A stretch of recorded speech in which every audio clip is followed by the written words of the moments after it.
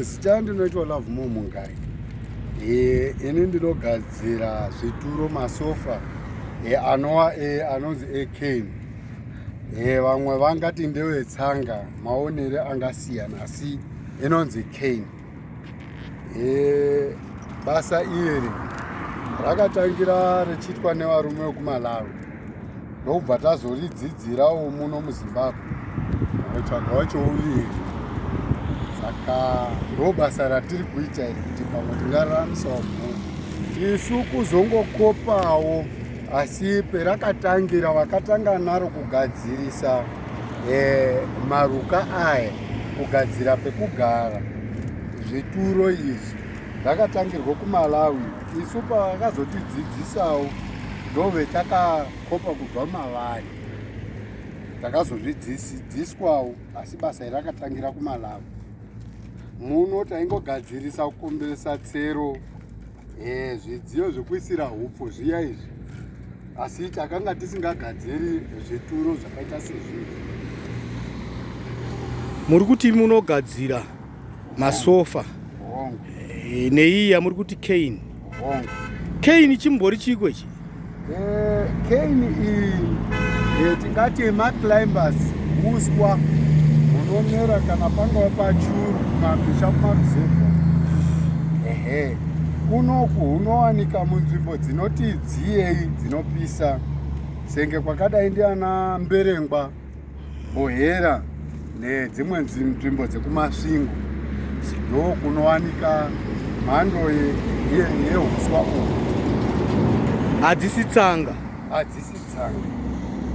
Kureva kuti munotoenda kukwira bhazi kunodzitora kwamuri kutaurawo? Ichokwadi, tinokwira bhazi kuenda kungawo kuMberengwa kana kunana Gokwe uku, nzvimbo dzinenga kuti kwisei dziya idzi, nana Mutorashanga vanembodziya, ndokumwe kunowanika mhando yesora iri. Maclimbers dzinomera kana pachuru kumusha uku, muminda muya umu. Uswa uyu hauna zita rechivanhu?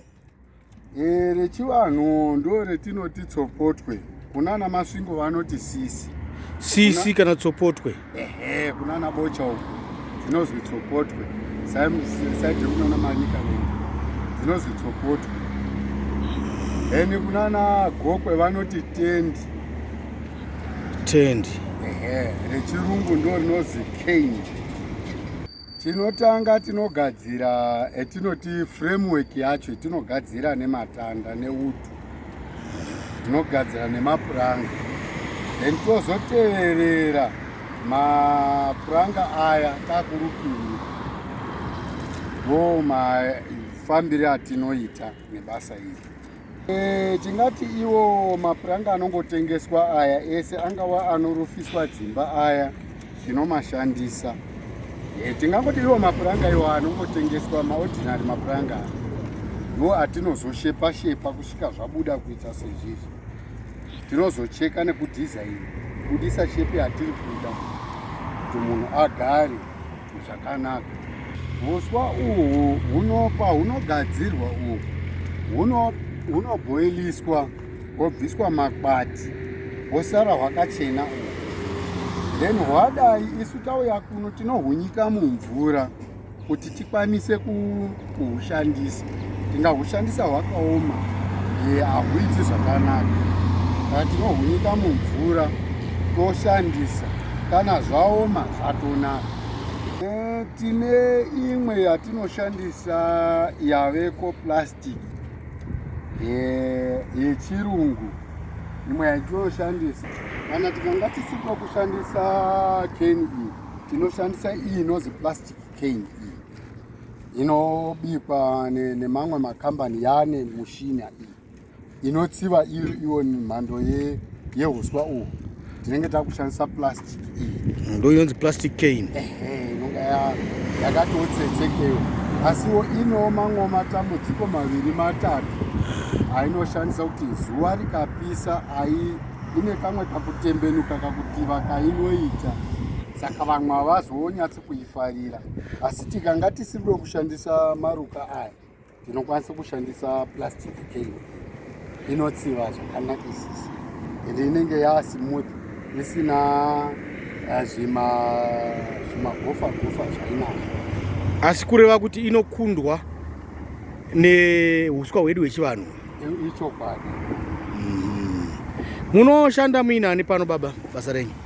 Pari zvinezvi ndinoshanda nevana vangu. Ndo vandiri kuona here apa? Ndoyo wamuri kuona ivo vaviri apa. Vaziyawo basa zvakadii ramuri kuita? Mushure mekunge vabva kuchikoro vasati vagadzirira kuti mangwana vachazowana zvipi zvavanoita, ndakangoona zvakakodzera kuti madini tambosanovarayirwa vachimboita izvi mabasa emaoko angu andiri kumboita aya. Mumwe musiwo kana vakazopedzisa zvidzidzo zvavo kuenderera mberi kana kutadza kubudirira kwavo, vanosanowana zvinovabatsira mukudzora musikanzwa uku, nekuti ndakaona sekuti vakashaya zvekuita ndo munozobva musikanzwa.